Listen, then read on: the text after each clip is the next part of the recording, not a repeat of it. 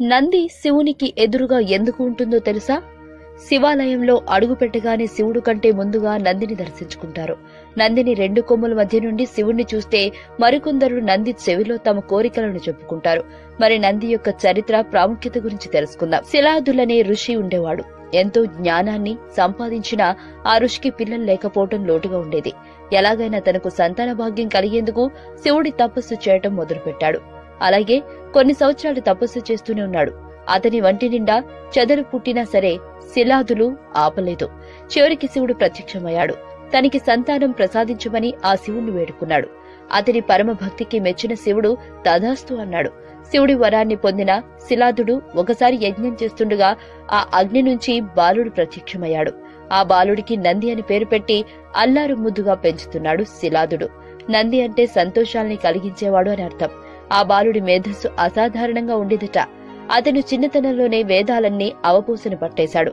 ఒకనాడు శిలాదుడు ఆశ్రమానికి మిత్రవరుదులు అనే దేవతలు వచ్చారు. ఆ ఆశ్రమంలో తిరుగుతున్న నందిని చూసి అతను తమకు చేసిన అతిథి సత్కారాలు చూసి మురిసిపోయారు. ఆ దేవతలు వెళుతూ వెళుతూ ఆ పిల్లవాడిని దీర్ఘాయుష్మాన్ భవ అని ఆశీర్వదించబోయి ఒక్కసారి ఆగారు. నంది వంక దీక్షగా చూస్తున్నారు. శిలాదుడు అంత బాధలో ఎందుకు ఉన్నారో అర్థం కాలేదు. ఎంతగానో ప్రాధేయపడిన తర్వాత నంది ఆయుష్ త్వరలోనే తీరిపోతుందనే వార్త శిలాదుడికి తెలిసిందే. ఈ విషయం తెలిసిన నంది దీనికి మార్గం కూడా శివుడే చూపిస్తాడని శివుని కోసం తపస్సు చేసాగాడు. బాలుని తపస్సుకి మెచ్చి శివుడు త్వరలోనే బాలునికి ప్రత్యక్షమయ్యాడు. శివుణ్ణి చూసిన నందికి నోటమాట రాలేదు. శివుడి పాదాల చెంత ఎంత బాగుందో కదా అనుకున్నాడు.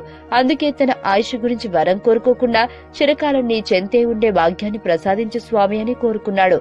అలాంటి భక్తుడు తన చెంతనే ఉంటే శివుడికి కూడా సంతోషమే కదా. అందుకే నందిని వృషభ రూపంలో తన వాహనంగా ఉండిపోమ్మంటూ అనుగ్రహించాడు శివుడు. ఆనాటి నుంచి శివుడి ద్వారపాలకుడిగా తనని కాచుకుని ఉంటూ కైలాసానికి రక్షణనందిస్తూ తన జీవితాన్ని ధ్యానం చేసుకున్నాడు నంది. శివునికి సంబంధించిన చాలా కథలలో నంది ప్రసక్తి ఉంటుంది. ఒకసారి క్షీరసాగర మథనంలో ఆలాహలం అనే విషయం వెలువడినప్పుడును దాని నుంచి లోకాలను కాపాడుకునేందుకు శివుడు ఆ విషయాన్ని తాగాడు. ఆ సమయంలో కొద్దిపాటి విషం కిందికి ఒలిగిందట. అప్పుడు శివుడు చెంతనే ఉన్న నంది ఏమాత్రం ఆలోచించకుండా ఆకాశ విషాన్ని తాగేశాడట. మహామహా దేవతలే ఆ విషానికి భయపడి పారిపోతుంటే నంది శివుని మీద నమ్మకంతో ఈ మాత్రం ఆలోచించకుండా ఆ విషాన్ని తాగేశాడట. నంది గురించి ఇంత చరిత్ర ఉంది కాబట్టే ఆయన్ని శివుడికి సేవకుడుగానే కాకుండా ముఖ్య భక్తుడిగా కూడా భావిస్తారు పెద్దలు. డౌన్లోడ్ మోజ్.